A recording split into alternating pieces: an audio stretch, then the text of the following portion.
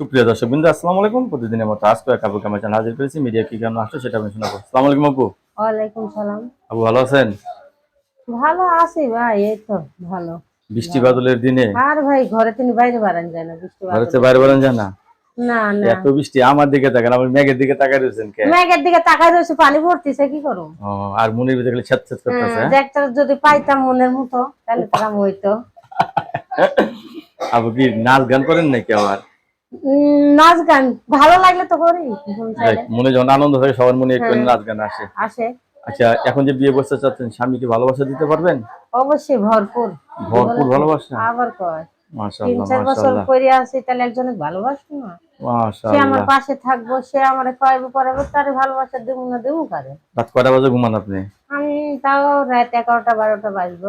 12টা বেজে যায়? হ্যাঁ, একা একা একা বুঝেন না, একা একা ঘুমায় না? ঘুম আসে না। দর্শক আপুর সাথে আরো রসিক রসিক কথা শুনতে পারবেন, আপুর সাথে যোগাযোগ করে আরো ভালোবাসার কথা শুনতে পারবেন।